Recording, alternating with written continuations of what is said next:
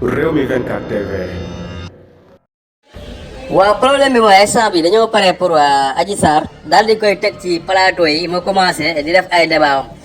bi ngeen xoolee loolu yépp lu ko waral mooy génn gi nga xam ne Ousmane Sonko mi ngi koy génn fan yi di def ay conférence de presse ay déclaration yoo xam ne daf leen di métti boo xam ne dañuy bëgg a tontu waaye duñ ko mën a tontu ndax buñ tontee la leen ci fekk xam nañ ko ndax mënuñoo indi benn argument léegi nag lu ñuy fexe mooy indi Adji Sarr mu daal di toog ci plateau yi ne day défendre boppam waaye ñu ngi leen di ñaan rek su boobaa dañ ko def en direct bañ ko def rediffusion bu ngeen gisee ñoom seen li ñu teg parce que il faut ñu yeewu ci pièce bii nga xam ne état bi mu ngi leen koy tegal ci Adji Sarr léegi pièce bi mooy bu ngeen gisee Gabriel Kal génn na wax kii di Fouta Tampi kii di Khaliphone Sall ñi nga xam ne ñoom ñooy défendre Adji Sarr fan yi gis ngeen leen ci plateau yi kenn ku nekk naan man bàyyi naa di défendre Adji Sarr luñ ciy jublu mooy voilà su boobaa bu Adji Sarr toogee ci plateau Sénégalais yi ne voilà kon mun naa ñoo défendre boppam ndax gis na ne ñi nga xam ne ñoom ñoo ko doon waxalatuñ ko léegi ñoom pièce boobu lañ teg pour bu Sénégalais yi mun a jaaree foofu noonu daan ne voilà Adji Sarr kon mun naa waxal boppam bu boobaa ñi nga xam ne ñi ngi taxaw naan Adji Sarr warul toog ci plateau yi di yàq Ousmane Sonko lu ko neex nañu am xel mu dala te na xam ne bu boobaa Adji Sarr dina wax dëli boo xam ne dafay gën a feeñal dossier bi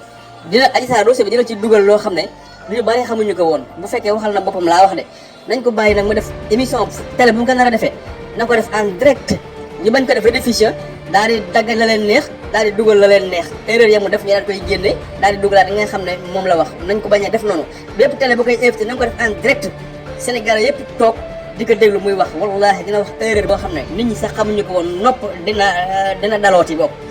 lii rek la ñuy ñaan patriote bu kenn ne ñu ngi koy xaar bu ko defee ci benn télé yow li ngeen di ragal yéen a nekk ci dëgg moom mi ngi nekk ci ay jaaxaan dafa ne day wax bàyyi leen ko mu toog ci télévision yi wax bu waxee dina wax dëli boo xam ne dinañ ko bëgg a rectifier waat te dootuñu ko mën a rectifier waat parce que moom mënul wax xanaa leen ñu dugal ko bultuf ci muuraay boobu muy muur wala safam boobu muy teg nga xam ne dinañ mën a wax ak moom nañ ko waxal lii weddi loolu xam nga moom li ñu wax loolu lépp dañ ko koy wax la ñu bindal ko muy wax wala ñu dugal bultuf ci noppam muy wax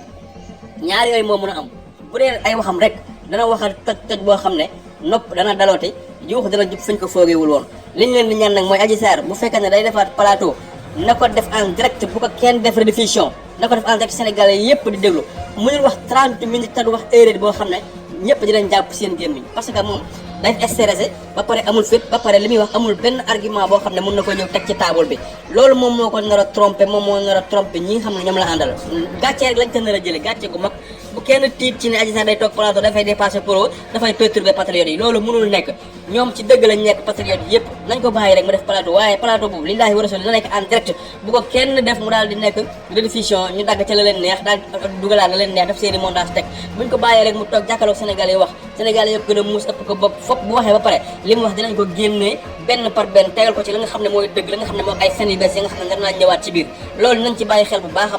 baax gars yi ñoom li ñuy jublu ci loolu mooy trafic de 45 milliards armes yi ñu dugal ci biir réew mi ak problème bu 3e mandat bi ñu fexe ni ko Sénégalais yi fàtte nekk ci Adji Sarr naanu Adji Sarr wax na lii waxati na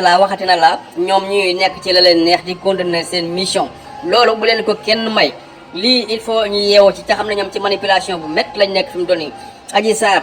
buñ ko fi indee dañoo bëgg Ousmane Sonko perturbé dañoo bëgg patriote perturbé te xam nañ ne mënuñu ko ndax ñoom dañoo engagé wu te dañu am ay preuve yu leer nañ te ne lii